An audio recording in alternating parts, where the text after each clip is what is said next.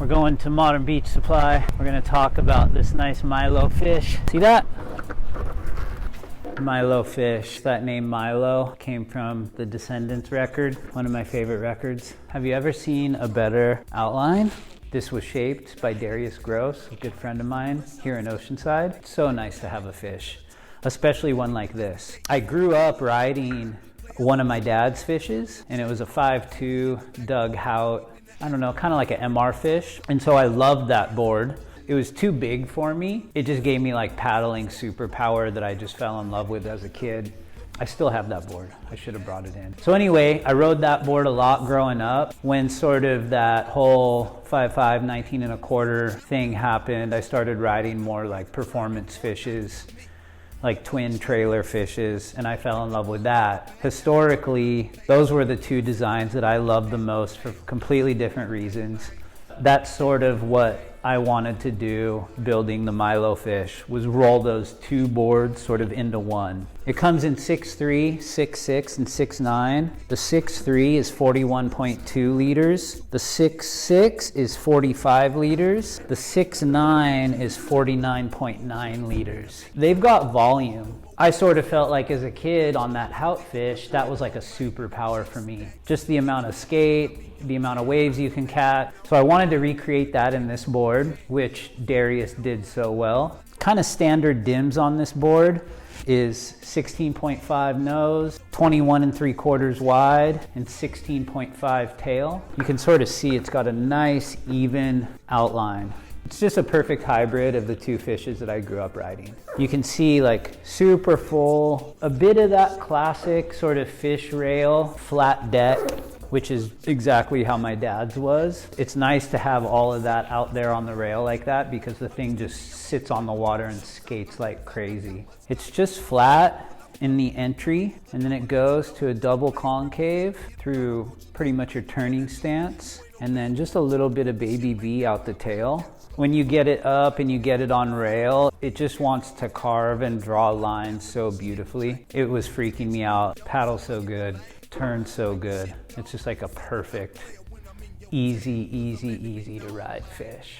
There's so many different variations of fishes. Some of them are hard for me to ride, like a true keel.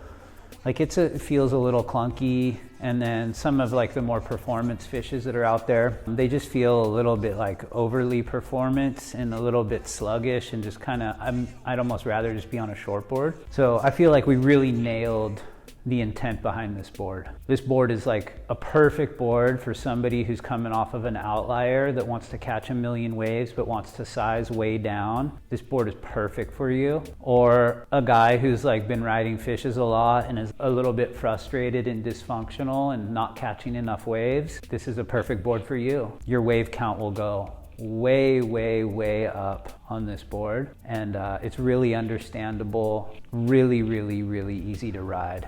So you can see we kept the rocker relatively flat because we just wanted it to skate. We wanted it to be one of those boards that when you stood up, it did a lot of the speed work for you. You don't have to like jump up and down on this thing to keep it in the wave. This board, sort of like the outlier, it just wants to take off and go. So from a pilot perspective, it's just not a lot of work to ride, which to me is kind of the true sign of a good surfboard. If the board does a lot of the work for you, it's a good design. And I'm gonna show you a couple other ones.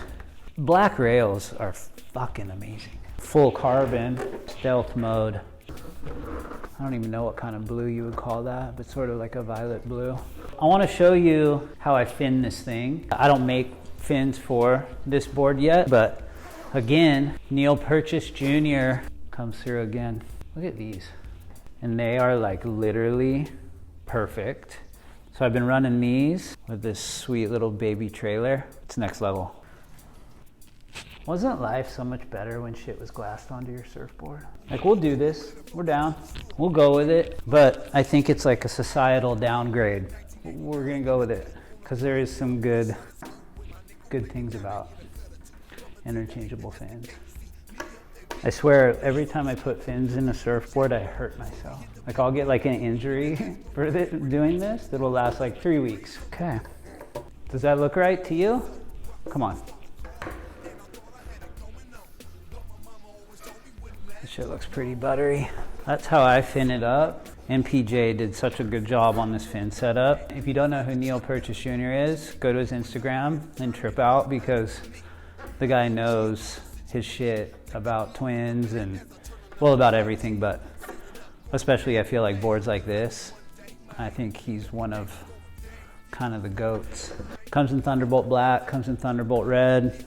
Milo goes to college, Milo goes to the beach. 2024 capsule, Thunderbolt Surfboards, CJ Nelson Designs, Darius Gross, MILO Fish. Get a piece of it. Okay, we're done.